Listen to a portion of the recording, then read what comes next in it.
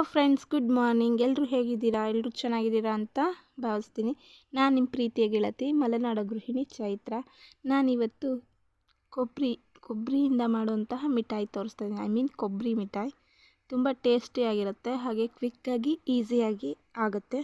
So ಹಾಗಿದ್ದರೆ ತಡ ಮಾಡದೆ ಹೇಗೆ ಮಾಡೋದು ಅಂತ ನೋಡೋಣ ಬನ್ನಿ. ಮೊದಲಿಗೆ ನಾನಿಲ್ಲಿ 2 ಬೌಲಷ್ಟು ತೆಂಗಿನಕಾಯಿ ತುರಿನ ತುರಿದಿಟ್ಕೊಂಡಿದ್ದೀನಿ.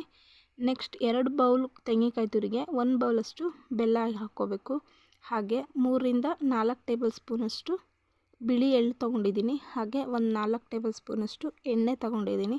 ಹಾಗೆ 1 ಟೇಬಲ್ ಸ್ಪೂನಷ್ಟು ಗಸಗಸೆ ತೊಗೊಂಡಿದ್ದೀನಿ. ಹಾಗೆ 2 ಏಲಕ್ಕಿನ ಕುಟ್ಟಿ ಪುಡಿ ಮಾಡಿ ಇಟ್ಕೊಂಡಿದ್ದೀನಿ. ಸೊ ಇಷ್ಟು ಬೇಕಾಗುತ್ತೆ.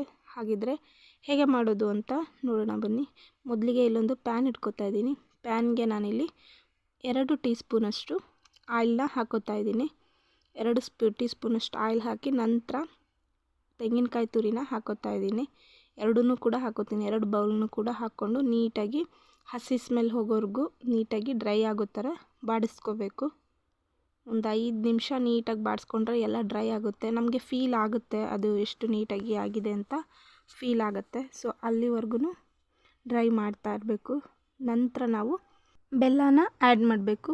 ಹಾಗೆ ಇಲ್ಲಿ ನಾವು ಬೆಲ್ಲನ ಸೋಸೋದಕ್ಕೂ ಆಗೋದಿಲ್ಲ, ಹಾಗೆ ಪಾಕ ಮಾಡೋದಕ್ಕೂ ಆಗೋದಿಲ್ಲ. ಹಾಗಾಗಿ ಸ್ವಲ್ಪ ಒಳ್ಳೆ ಬೆಲ್ಲ ತೊಗೋಬೇಕಂದ್ರೆ ಬಿಳಿ ಬೆಲ್ಲ ತೊಗೋಬೇಕು. ಕಪ್ಪು ಬೆಲ್ಲದಲ್ಲಿ ಕಸ ಎಲ್ಲ ತುಂಬ ಇರುತ್ತೆ, ಕಡ್ಡಿ ಕಸ ಎಲ್ಲ. ಸೊ ಹಾಗಾಗಿ ನಾವು ಒಳ್ಳೆ ಬೆಲ್ಲ ತೊಗೋಬೇಕು, ಬಿಳಿ ಬೆಲ್ಲನ. ಅದು ನೀಟಾಗಿರುತ್ತೆ. ಸೊ ಡೈರೆಕ್ಟಾಗಿ ಹಾಕಲಿಕ್ಕೆ ಏನೂ ತೊಂದರೆ ಇರೋದಿಲ್ಲ. ಈಗ ನೋಡಿ 2 ನೀಟಾಗಿ ಅಬ್ಸರ್ವ್ ಆಗೋ ಥರ ಕಲಸಾಗಿದೆ, ಅಂದರೆ ಬಾಡ್ಸಾಗಿದ್ದರೆ ಈಗ ಇದಕ್ಕೆ ನಾವು ಗಸಗಸೆ ಹಾಗೂ ಏಲಕ್ಕಿ ಪುಡಿ ಹಾಗೂ ಎಳ್ಳು ಗಸಗಸೆ ಎರಡನ್ನೂ ನಾನಿಲ್ಲಿ ಲೈಟಾಗಿ ಫ್ರೈ ಮಾಡಿ, ಅಂದರೆ ಡ್ರೈ ಆಗಿ ಹುರಿದಿಟ್ಕೊಂಡಿದ್ದೆ. ಸೊ ಎರಡನ್ನೂ ಹಾಕೋತಾ ಇದ್ದೀನಿ. ನೀಟಾಗಿ ಬಾಡಿಸ್ಕೋಬೇಕು. ಹಾಗೆ ಲೋ ಫ್ಲೇಮಲ್ಲೇ ಇಟ್ಟಿರಬೇಕು. ಹೈ ಫ್ಲೇಮ್ ಇಟ್ಟರೆ ಸೀದೋಗೋ ಚಾನ್ಸಸ್ ಇರುತ್ತೆ. ಸೊ ಲೋ ಫ್ಲೇಮಲ್ಲೇ ಇಡಬೇಕು. ನೋಡಿ ಈ ಥರ ನೋಡಿದಾಗ ಉಂಡೆ ಥರ ಕಟ್ಟೋ ಥರ ಆಗುತ್ತೆ. ಹೀಗಾದಾಗ ಇದು ಪರ್ಫೆಕ್ಟಾಗಿ ಆಗಿದೆ ಅಂತ. ಈಗ ಲಾಸ್ಟಲ್ಲಿ ಸ್ವಲ್ಪ ಆಯಿಲ್ ಮಿಕ್ಕಿತ್ತಲ್ವ, ಸೊ ಅದನ್ನು ಕೂಡ ಹಾಕೋತಾ ಇದ್ದೀನಿ.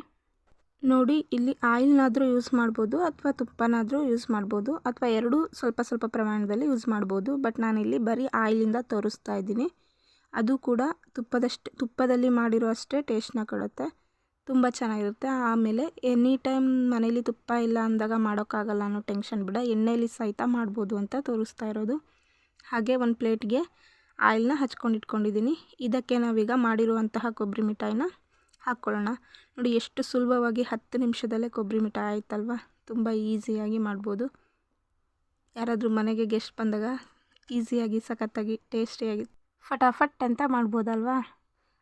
ಆಮೇಲೆ ಇದನ್ನು ಈ ಥರ ಎಲ್ಲ ಟ್ಯಾಪ್ ಮಾಡಾದ್ಮೇಲೆ ಎಲ್ಲ ಒಂದು ಕಡೆಯಿಂದ ಸಮ ಮಾಡಿಕೊಂಡು ಇವಾಗಲೇ ಕಟ್ ಮಾಡಿಡಬೇಕು. ಗಟ್ಟಿ ಆದರೆ ಕಟ್ ಮಾಡೋಕ್ಕೆ ಹೋದರೆ ಎಲ್ಲನೂ ಪೀಸಸ್ಸು ಮುರಿಯೋ ಚಾನ್ಸಸ್ ಇರುತ್ತೆ. ಹಾಗಾಗಿ ಈಗಲೇ ಸ್ವಲ್ಪ ಬಿಸಿ ಇರುವಾಗಲೇ ಲೈಟಾಗಿ ಈ ಥರ ಲೈನ್ ಹಾಕಿ ಬಿಡಬೇಕು. ಆಮೇಲೆ ನೀಟಾಗಿ ಕಟ್ ಮಾಡ್ಕೋಬಹುದು. ನೋಡಿ ನಾನು ಮೇಲೆ ಈ ಥರ ಜಸ್ಟ್ ಲೈನ್ ಹಾಕಿ ಬಿಡ್ತಾ ಇದ್ದೀನಿ. ಆಮೇಲೆ ಗಟ್ಟಿ ಆದರೆ ಬರೋದಿಲ್ಲ ಇದು.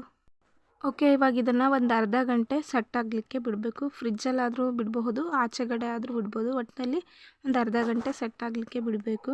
ನೋಡಿ ಇವಾಗ ಅರ್ಧ ಗಂಟೆ ಬಿಟ್ಟು ನಾನು ಮತ್ತೆ ಮೇಲ್ಗಡೆ ಸೆಟ್ ಆಗಿದೆ ಚೆನ್ನಾಗಿ. ಇವಾಗ ಮೇಲ್ಗಡೆ ಲೈನ್ ಹಾಕಿದ್ನಲ್ವ, ಅದೇ ಲೈನ್ ಮೇಲೆ ನೀಟಾಗಿ ಇವಾಗ ಕಟ್ ಮಾಡ್ಕೊತಾ ಇದ್ದೀನಿ. ಹೀಗೆ ನೀಟಾಗಿ ಕಟ್ ಮಾಡಿಕೊಂಡು ಒಂದೊಂದಾಗಿ ತೆಗೆದಿಡೋಣ. ನೋಡಿ ಎಷ್ಟು ಚೆನ್ನಾಗಿ ಬಂದಿದೆ ಅಂತ. ಅಂಗಡಿಗಳಲ್ಲಿ ಬೇಕ್ರಿಗಳಲ್ಲೆಲ್ಲ ಸಿಗುತ್ತಲ್ಲ, ಸೇಮ್ ಅದೇ ಥರ ಬಂದಿದೆ. ಅಷ್ಟೇ ಟೇಸ್ಟಿಯಾಗಿ ಕೂಡ ಇದೆ. ನನಗಂತೂ ತುಂಬ ಇಷ್ಟ ಆಯಿತು. ನೋಡ್ತಿದ್ರೆ ನಿಮಗೂ ಗೊತ್ತಾಗ್ತಿದೆ ಎಷ್ಟು ಚೆನ್ನಾಗಿ ಬಂದಿದೆ ಅಂತ. ನೀವು ಮನೇಲಿ ಟ್ರೈ ಮಾಡಿ ನೋಡಿ ಹೇಗಿತ್ತು ಅಂತ ನನಗೆ ಕಮೆಂಟ್ ಮಾಡಿ. ತುಂಬ ಅಂದರೆ ತುಂಬಾ ಚೆನ್ನಾಗಿ ಬಂದಿದೆ ಫ್ರೆಂಡ್ಸ್. ಹಾಗಿದ್ದರೆ ನೀವು ಮನೇಲಿ ಟ್ರೈ ಮಾಡ್ತೀರಾ ಅಲ್ವಾ? ಓಕೆ, ಯಾರೆಲ್ಲ ನನ್ನ ಚಾನಲ್ನ ಇನ್ನೂ ಸಬ್ಸ್ಕ್ರೈಬ್ ಮಾಡದೆ ನೋಡ್ತಿದ್ದೀರೋ ಪ್ಲೀಸ್ ಸಬ್ಸ್ಕ್ರೈಬ್ ಮಾಡಿ, ಲೈಕ್ ಮಾಡಿ, ಶೇರ್ ಮಾಡಿ ಫ್ರೆಂಡ್ಸ್. ಐ ಹೋಪ್ ಈ ರೆಸಿಪಿ ನಿಮಗೆ ಇಷ್ಟ ಆಯಿತು ಅಂತ ಭಾವಿಸ್ತೀನಿ. ಹಾಗೆ ಇನ್ನೊಂದು ರೆಸಿಪಿಯೊಂದಿಗೆ ಮತ್ತೆ ಸಿಗ್ತೀನಿ. ಅಲ್ಲಿವರೆಗೂ ಹೃತ್ಪೂರ್ವಕ ಧನ್ಯವಾದಗಳನ್ನ ತಿಳಿಸ್ತಾ ಈ ವಿಡಿಯೋನ ಎಂಡ್ ಮಾಡ್ತಿದ್ದೀನಿ. Bye friends, thank you for watching.